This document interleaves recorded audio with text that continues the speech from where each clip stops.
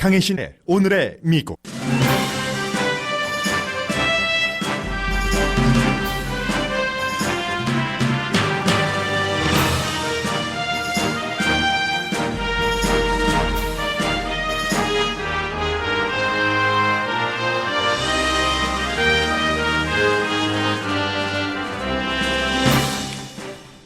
트럼프 대통령이 중국과 이란 동시에 전쟁을 치를 수 있다는 신호를 보내고 있습니다. 두 나라가 트럼프 대통령이 원하는 대로 하지 않으면 경제 군사 전쟁을 치르겠다는 태도고 이길 것으로 믿고 있지만 두 나라 지도자의 대응도 만만치 않습니다. 미국이 중국과 경제 전쟁을 오래 치른다면 세계 경기 불황이 올 수 있다고 모든 전문가들이 경고합니다. 이란과는 12만 명 군대를 파견한다는 계획도 검토 중이지만 이 또한 또 다른 중동 전쟁을 일으킬 수 있는 위험한 안입니다. 트럼프 대통령은 오늘 아침 중국과 무역 전쟁에서 미국이 이기고 있다고 말했습니다. 그러나 애플에서부터 한인 사업주, 소비자까지 곧 눈에 띌 정도의 고통을 받게 되고 미중 무역 전쟁이 올해 안에 확실하게 타결될 것으로 보는 전문가는 많지 않습니다. 사우디아라비아는 지난 주말에 유조선 공격은 드론 공격이었다고 밝혔습니다. 배후가 이란으로 지목되면서 백악관의 이란과의 전쟁 계획이 주목됩니다. 북한은 미국 측에 미국이 북한 선박을 압류한 것은 싱가포르 회담 조약을 위반한 것이라면서 돌려줄 것을 요구합니다. 연방 법무장관이 2016년 대선 당시 법집행부서가 트럼프 캠페인을 불법으로 감시했는지를 조사하라고 지시했습니다. 반면 연방 판사는 자신의 재정 기록을 의회에 넘기는 것을 막기 위해 대통령이 소송한 케이스에 대해 대통령 뜻과는 반대로 신속 재판을 하고 있습니다. 대통령은 재정 기록을 공개하지 않기 위해 회계사무소를 고소했는데 판사는 하루빨리 의회에 대통령 관련 기록을 제출하게 하는 판결 절차를 밟고 있습니다. 기후변화가 가짜라고 밝히는 미국 대통령의 빌딩들이 시정부의 친환경 규제를 지키지 않아서 시정하지 않으면 큰 벌금을 물게 됩니다. 94세의 지미 카터 전 대통령이 칠면조 사냥을 가기 직전 넘어져 병원에서 치료받았는데 그가 걱정하는 것은 자신의 회복이 아니라 사소하지만 상당히 미국적이고 창조적인 데 있습니다.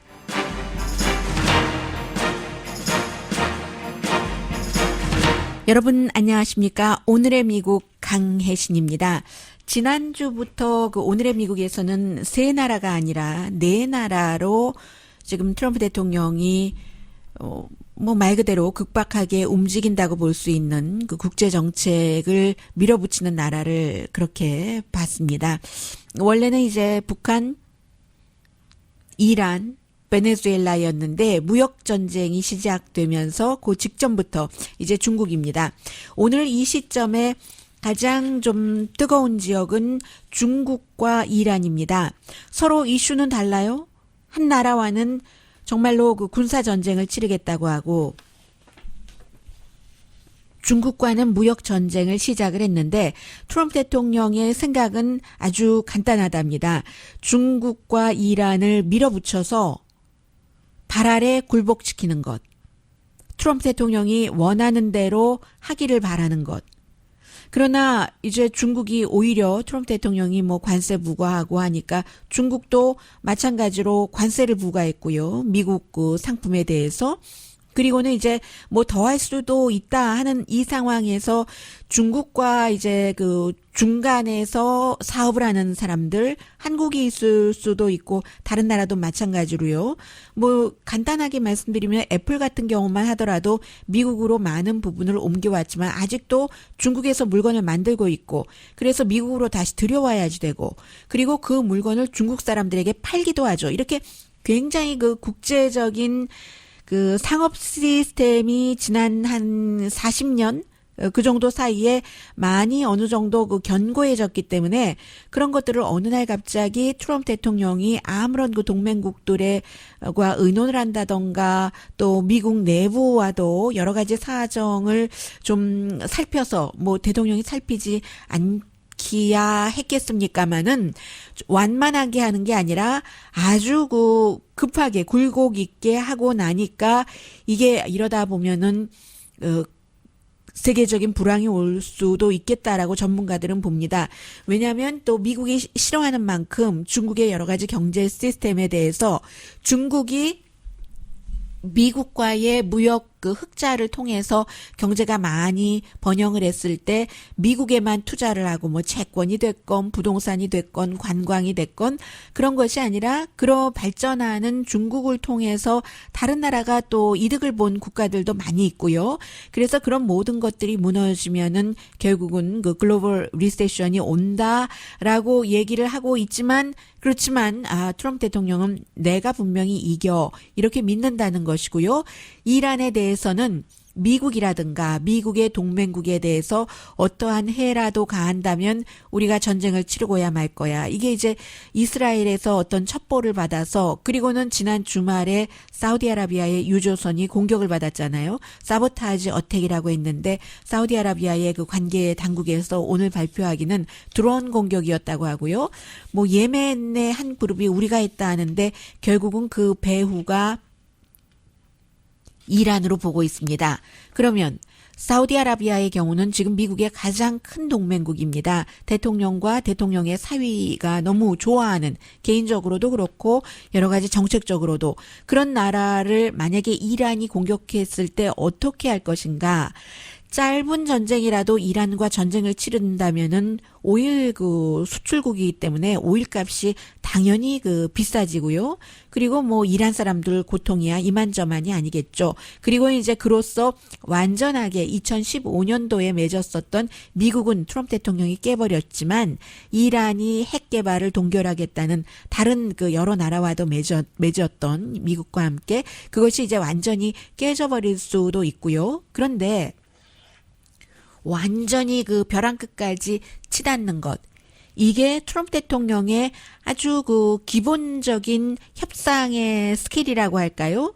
그래서 일단 뭔가 협상을 할 때는 확 그 밀어붙여야지 된다 하는 게 지금 2년 넘게 트럼프 대통령의 여러 가지를 통해서 많이 봐왔습니다. 그래서 실제로는 행동보다는 말이 훨씬 강하고 거칠었던 게 트럼프 대통령의 통치 스타일인데 완전히 그 극단적인 군사적인 위협까지도 한다는 거죠. 그게 사실은 처음에는 그 파이어 앤 퓨어리 북한과의 그 북한이 그 미사일 테스트를 하고 할 때 이미 보여줬었고 파이어 앤 퓨어리라는 극한까지 간 뒤에 협상이 시작됐었던 거죠. 이제 이런 데서 중국과는 아마 그렇게 할 것이다라고 보고 있는 사람이 있습니다만 이란과는 조금 다릅니다. 지난주에 백악관에서 관계자들이 모여서 이 이란과 어떻게 해야지 되는가 뭐 그런 것을 의논을 했다고 하거든요.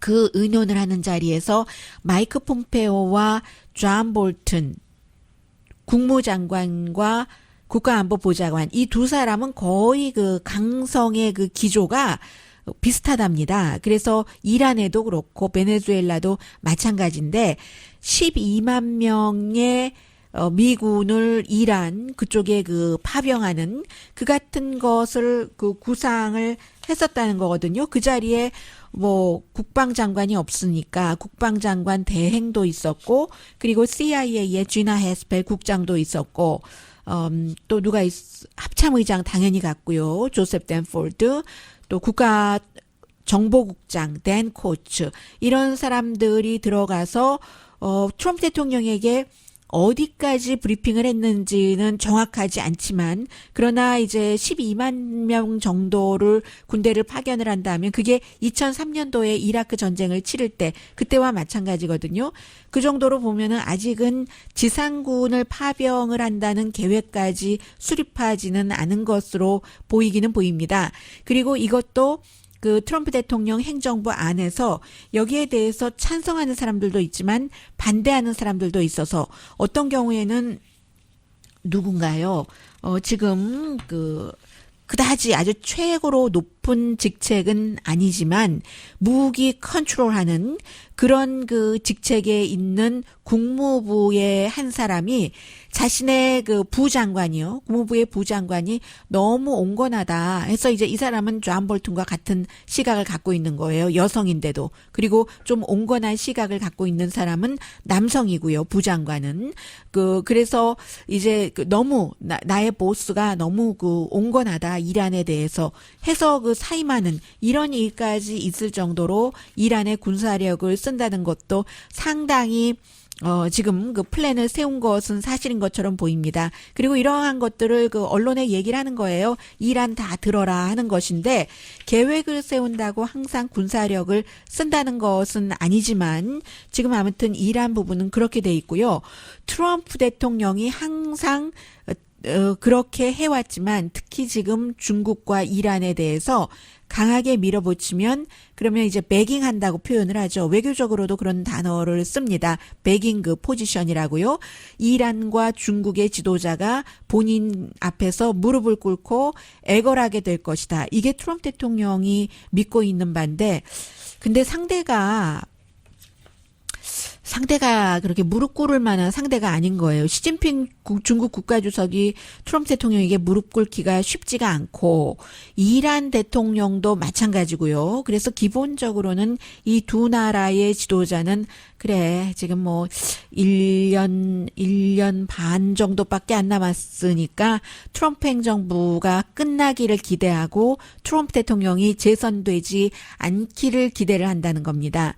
그런데 거기서 끝나는 게 아니라 문제는 이렇게 이 시진핑이나 이란의 대통령이나 트럼프 대통령에게 뻣뻣하게 굴 때 트럼프 대통령이 더 이상 참지 못해서 어떠한 반응을 할까? 그리고 이제 이렇게 될 때 이제 25% 관세 부과해서 며칠 있으면 곧 물건이 도착을 하고 했었을 때 일반 소비자들도 물건값 올라가는 걸 확 느끼실 수가 있거든요. 10% 관세 부과했을 때는 중국의 그 수출업자가 조금 마진 줄이고 수입업자가 마진 조금 줄이고 해서 잘 소비자들이 느끼지 않을 정도였는데 25%는 그렇게 해서 될 수가 없는 것이기 때문에요. 그래서 이제 소비자들이 중국과도 또 그래서 물건값이 오르고 이건 뭐야? 참 나 수입은 안 오르는데 라고 생각을 하고 불만이 생기고 또 이란과 전쟁을 치른다고 하면 미국 사람들이 지금 전쟁 치러서 돈 수없이 쓰는 것을 좋아하는 사람보다는 싫어하는 사람들이 많을 것이기 때문에 국내에서 반응이 안 좋게 나올 때 트럼프 대통령이 여기에 대해서 어떠한 조치를 취할 수 있을지 이게 굉장히 불안정하다는 거죠. 트럼프 대통령이기 때문에 더 그 불안정하다 하는 지금 현재의 상태는 이렇게 돼 있고요.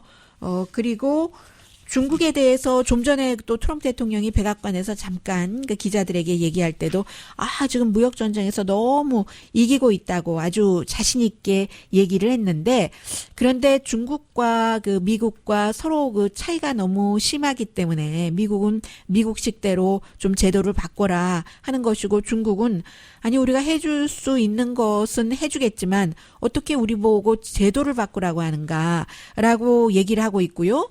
그리고 사실은 가만히 보면은 이게 또 북한과도 비슷한 게 시진핑 중국 국가주석과 트럼프 대통령은 임기가 다릅니다.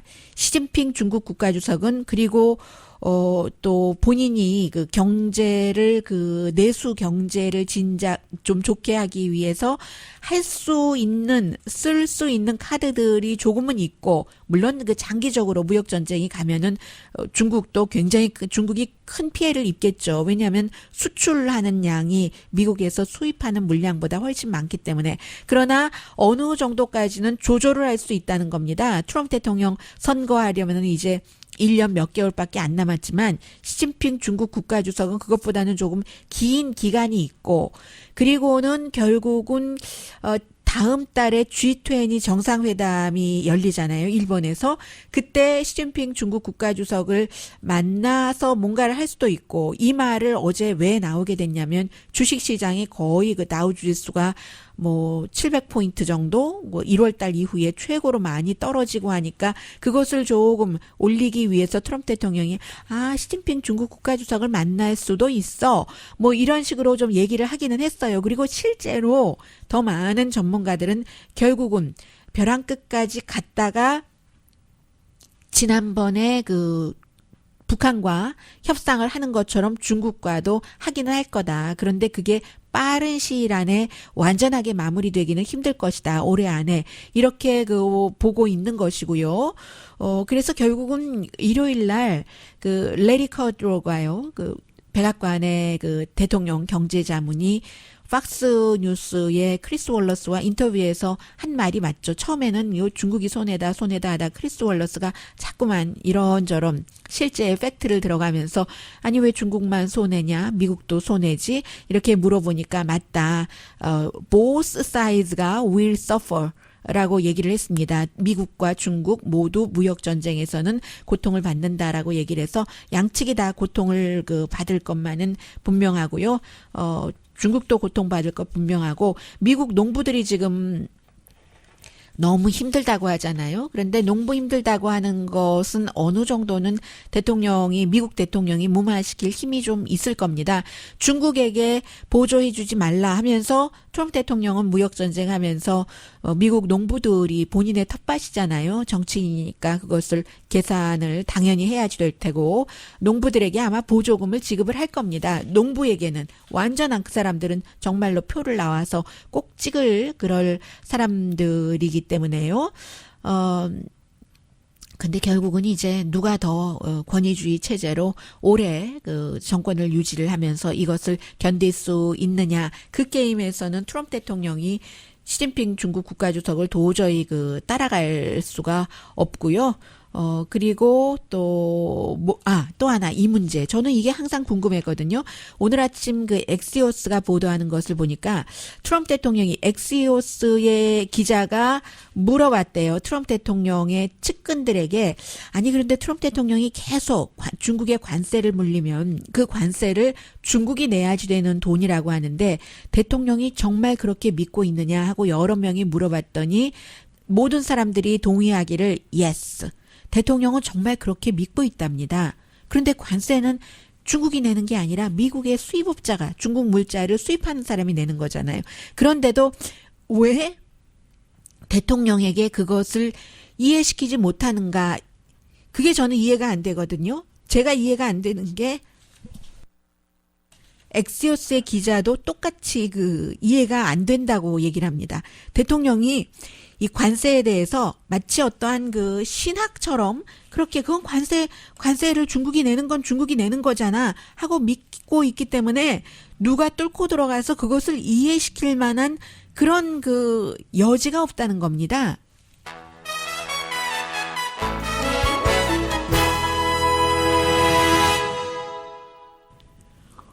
잠시 뒤에는 중국 이란뿐만이 아니라 북한도 만만치 않아요.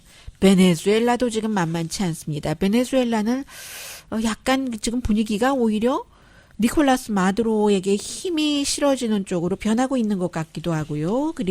그러나 국내에서 트럼프 대통령이 정말로 이상적인 연방 법무장관을 만나서 그 법무장관이 정말 트럼프 대통령이 원하는 대로 일을 잘해주고 있는 그런 기쁨도 있을 겁니다. 잠시 뒤에 전합니다.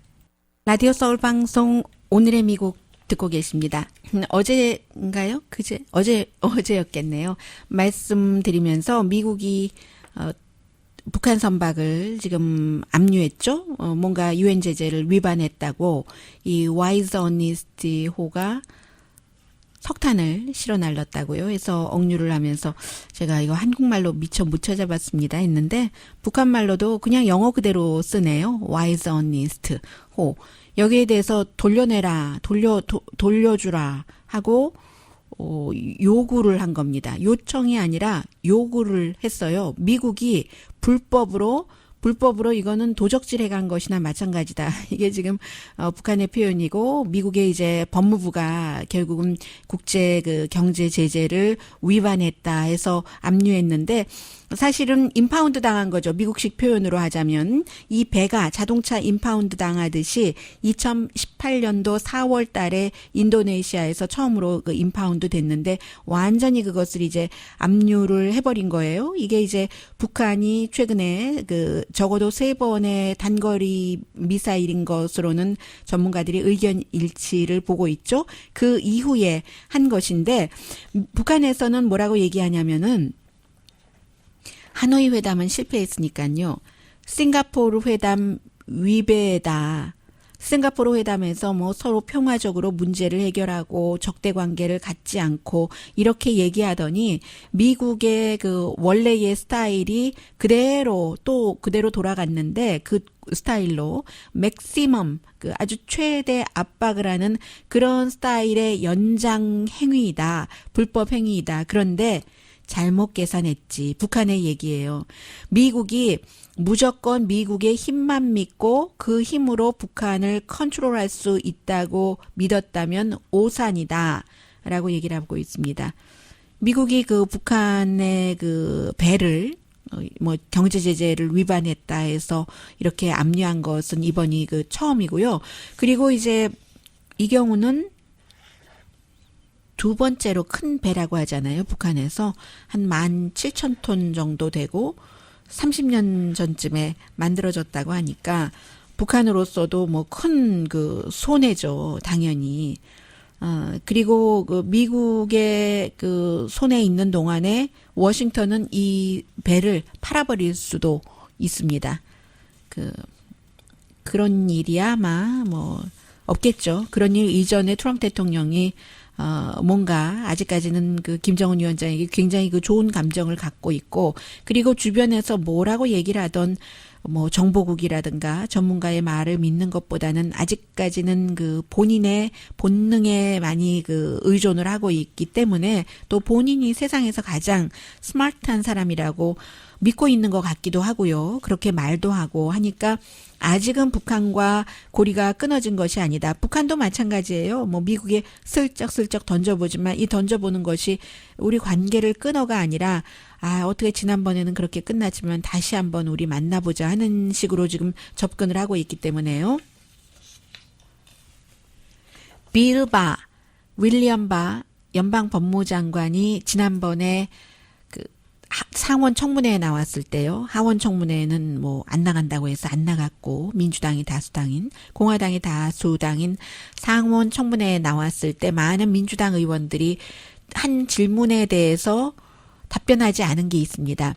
뭐 특히 카멜라 해리스가 요리조리 물어봤잖아요. 트럼프 대통령이 어떤 형태로든 뭐 그 본인 이 러시아 스캔들과 관련해서 누구를 뭐 수사하라고 지시했다던가 힌트를 줬다던가 언지를 줬다던가 그런 일이 있는가라고 물어봤었을 때 그 머리 좋은 윌리엄 바 법무장관이 뭐라고 지금 질문을 했느냐고 물어보고 그 질문의 뜻을 이해를 못했다고 얘기를 하고 끝내 답변을 하지 않았습니다. 그래서 카멜라 해리스가 시간이 한정돼 있으니까 질문 시간이 5분이니까 그저 그 다른 질문으로 넘어가고 말았는데 거기에 해당되는 부분인데 이럴 것이 예상이 됐었고 그게 이제 현실로 온 것뿐인데 미국의 법무장관이 러시아 스캔들, 러시아 미국 대선 개입 수사 이것이 도대체 시작이 어떻게 된 것인가 하는 것을 조사하라고 딱 그 검사를 임명을 했어요. 존 더햄이라고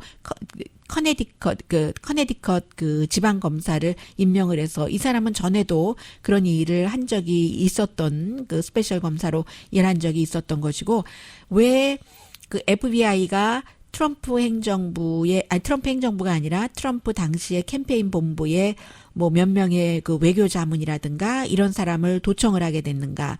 외국인 감시법에 의해서 또 그런 그 특별한 그 법원, 피사라는 법원 과정을 거쳐서 뭔가 증거를 제시하고 있는데 그 같은 증거를 제시하고 하는 것이 과연 옳았던가 이런 모든 것을 수사하라고 그러니까 연방 법무장관의 마음 자체는 옳지 않았다는 게 이제 있는 거죠. 그러니까 청문회에서 스파잉을 했다라고 얘기를 했고 많은 그 정치인들이 스파잉이라니 그 단어가 맞지가 않다. 서빌리언스도 아니고 스파잉이 뭐냐 했더니 나는 원래 일을 시작을 처음에 CIA에서 했기 때문에 그곳에서는 그 뭐 스파이라는 단어가 뭐 꼭 적들에게만 쓰는 것도 아니고 그냥 뭐 일반적인 단어이기도 하다 이런 식으로 무마하기는 했는데 그런데 연방법무장관이 부당했다고 생각을 하는 거죠. 그래서 이제 조사를 하고 있고 그런데 이번이 또 처음 조사하는 것은 아니에요.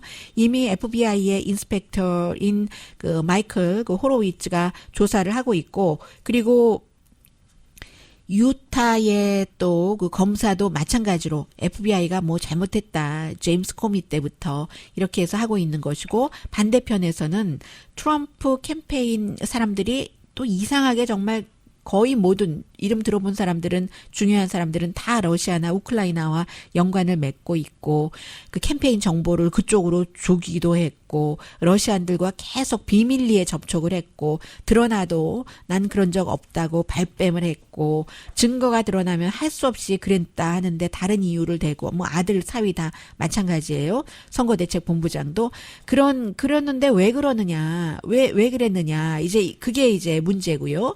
아무튼 지금 연방 법무장관은 그렇게 대통령을 위해서 굉장히 열심히 일을 하고 있고요. 뿐만이 아니라 린지 그레이엄 그 대통령의 친구이기도 하고 공화당이에요. 법사위원회의 위원장인 린지 그레이엄도 대통령의 아들에게 얘기를 합니다. 뭐라고 얘기를 하냐면 지금 그 공화당이 다수당인 상원에서 민주당과 함께해서 그 상원의 소위원회의 위원장이 트럼프 대통령의 아들이 예전에 의회에 나와서 여러 가지 러시아 문제에 대해서 증언을 하기는 했는데 다시 나와줘야지 되겠다고 소환장을 발부를 했는데 같은 공화당 그 위원장이 한 그 소환장 발부한 소환장을 린지 그레이엄 또 다른 소위원회의 소위원장인 린지 그레이엄은 대통령 아들에게 너 나갈 필요 없다. 그거 그냥 깡그리 무시해버려. 이렇게 말하는 거예요. 그러니까 공화당 내부에서도 뭔가 의견의 엇갈림이 있다는 정도를 알 수 있고요.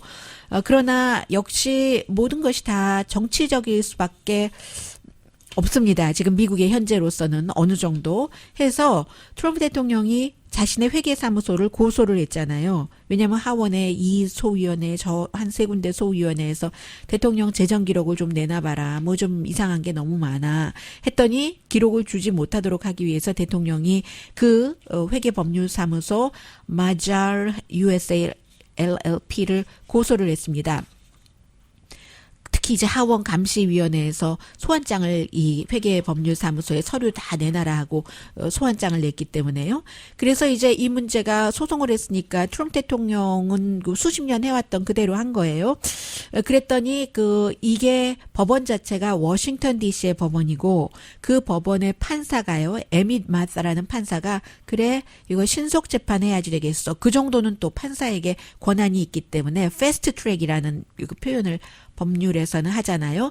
해서 트럼프 대통령이 고소한 이것을 빨리 처리를 해서 오늘 화요일 맞죠? 오늘 히어링 듣고 뭐 복잡한 절차 다 빼고 그리고는 바로 결정을 해버리겠어.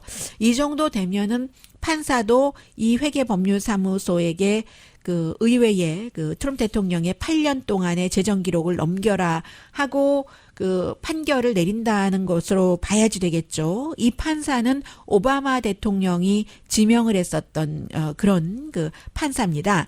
트럼프 대통령 측에서는 굉장히 불만이 많죠. 트럼프 대통령은 일단 강하게 말로 해보다 안 되면 이제 보통 그 고소를 하면은 뭐 보통 사람들도 다 겪는 일이지만 계속 이거를 우리가 뭐가 부족해서요 하면서 그 기간을 그 법원에 출두하는 기간을 연장을 시키잖아요. 연기하고 또 연기하고 해서 트럼프 대통령의 변호사가 이거 연기를 해달라고 하고 이거 아닙니다. 우리는 더 준비해야지 됩니다. 하는데도 판사가 딱 그 대통령 변호사의 요청을 거부를 해버린 겁니다. 청문회를 연기해달라는 것을 그 거부를 해서 아마 곧 그게 이제 나올 것 같습니다. 그래서 엊그제 말씀드렸던 대로 이게 그 워싱턴 DC 법원에서 나오던 뉴욕 법원에서 나오던 아니면 뉴욕의 그 의회에서 연방 의회에서 나오던 트럼프 대통령의 재정 기록은 결국은 좀 그 공개될 수밖에 없다는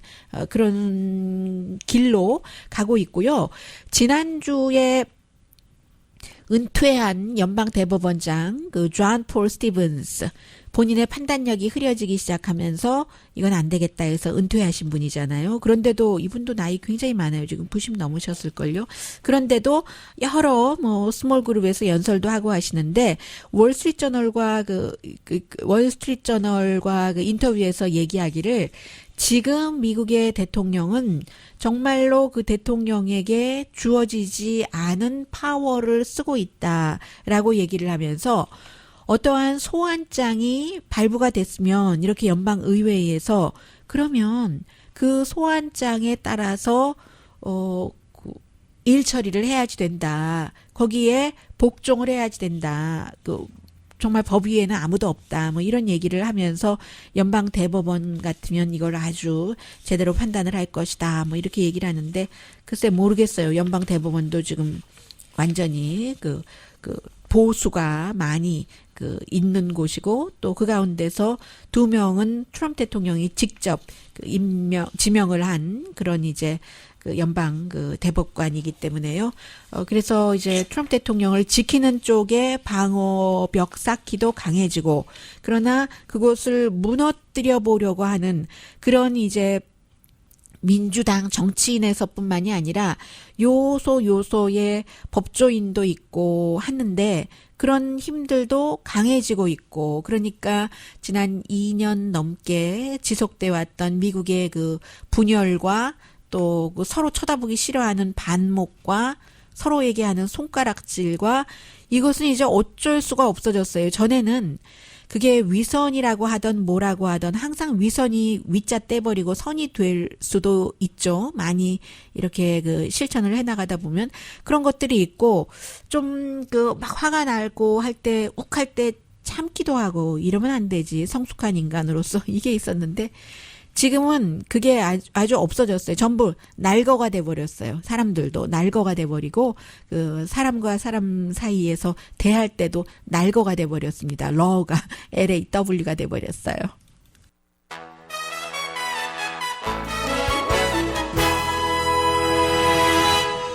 라디오 서울 방송 오늘의 미국 듣고 계십니다. 제가 혹시 좀 전에 날것 얘기하면서 머릿속으로 W 리처드 할 때로 생각을 했는데 혹시 LAW라고 말씀드리지 않았던가요? LA와 하도 인연이 많아서요. 네, 연방 법무장관의 트럼프 대통령에 관한 특별한 조사가 시작된 곳에 다 모였네요. 최근에 지나 에스펠 CIA 국장이 연방 법무부에 왜 이렇게 자주 가는가 했더니 결국은 연방 법무장관이 주도를 해서 왜 FBI가 트럼프 대통령 캠페인을 조사하게 됐는가, 그것의 시작이 어디인가 하는 것을 수사를 명령을 내렸는데 거기에 CIA 국장, 또 FBI 국장, 크리스 레이, 또 댄 코츠 국가정보국장 이런 사람들 전부 참여를 한답니다. 그 사이에 지금 어떻게 됐나요? 미국의 주식시장 어제만큼 또 내려갈 수는 없죠. 오늘은 조금 이제 회복되기는 하던데 중국도 미국에 굴복하지 않겠다라고 얘기를 하고 있고 여러 가지 문제가 있는데 사실은 애플 주식이 어제 많이 내려갔어요. 6% 정도. 중국에서 조립하기도 하고 그런 경우는 미국으로 다시 그 물건이 들어올 때 가격 인상을 할 수밖에 없잖아요. 그렇지 않아도 너무 비싼데요. 그리고 중국 사람들에게도 팔아야지 되는데 왜 중국 사람들의 감성도 또 미국과는 조금 다르죠.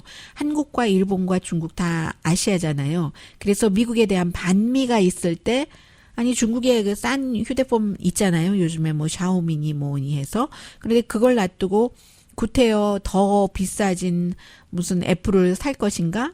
애플 미운데 미국이 미운데 애플이 이쁠까? 이런 거 있잖아요. 아주 센시티브한 그런 것 때문에 애플이 굉장히 힘들었고 그리고 중국이 또 하나 또 뭔가를 갖고 있기는 한데 이것은 잘못 썼다가는 자살골을 넣을 수도 있는 것이기 때문에 함부로는 쓰기 힘들 것 같아요. 채권을 많이 갖고 있잖아요. 미국 채권을 한 1조 1,300억 달러 이 정도 갖고 있는데 이거 위협만 하는 거겠죠. 말하자면 그래서 이제 이런 때 그 뉴클리어 그 옵션이라고 얘기를 하는데 핵을 갖고 있다고 그 핵을 쓰는 나라가 어디 있겠어요? 이 세상에서 아직까지 없었잖아요. 미국 한번 뭐 하긴 했지만 그런데 채권을 우리가 팔 수도 있다고 자꾸만 이것을 살짝 건드리는 겁니다.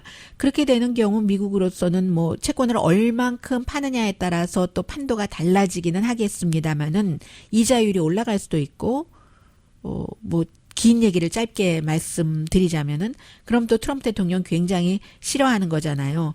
그리고 채권을 그 중국이 보유하는 것을 어느 정도 줄이면은 뭐 달러를 좀 그 약화시킬 수도 있고 또 그 선을 넘어가면 뭔가가 달라질 수도 있고 해서 미국 채권 얘기를 계속 만지작은 하지만 쓰기는 쉽지 않을 것이다.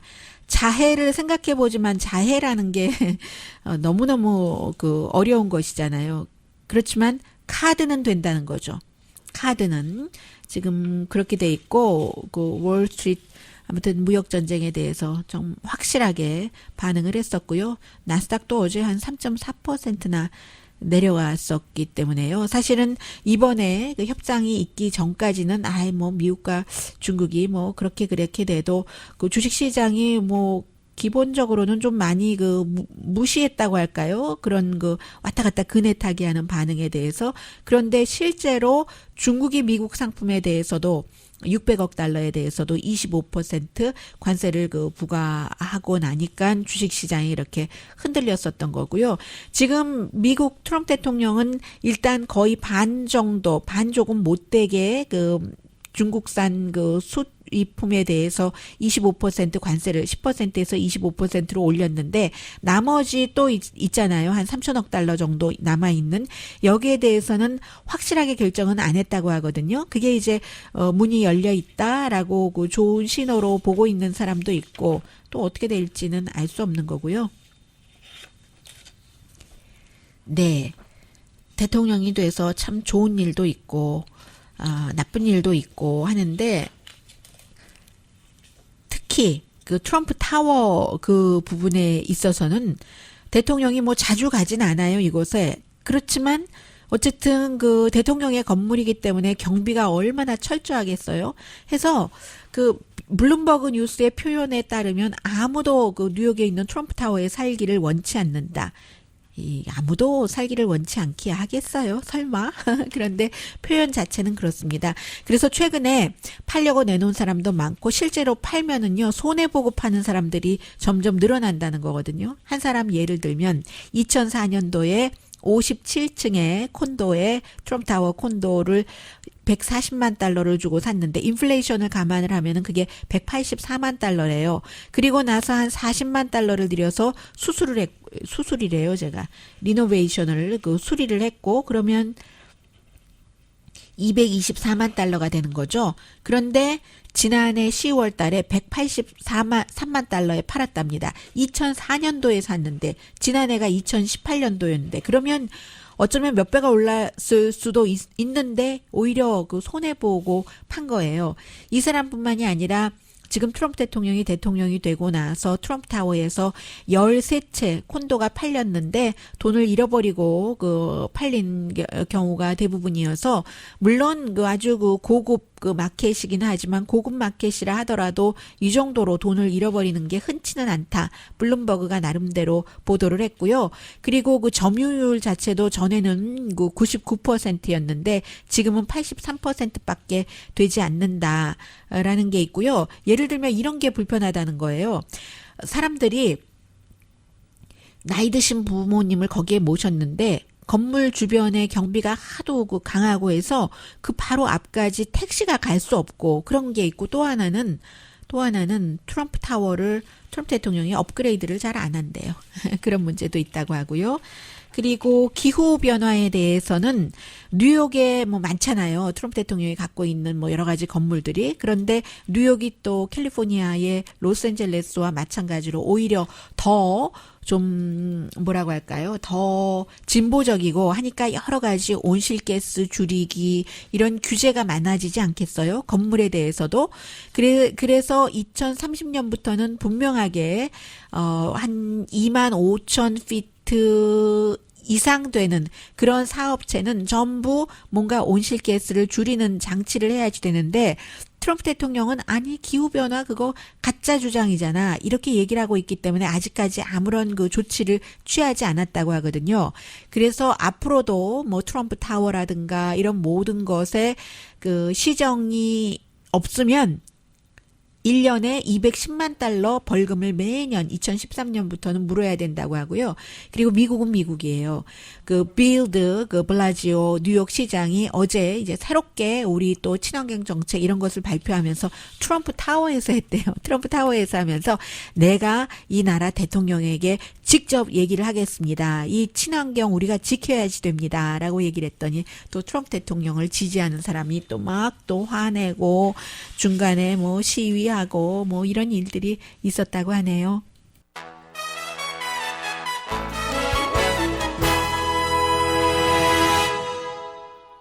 라디오 서울 방송 오늘의 미국 듣고 계십니다.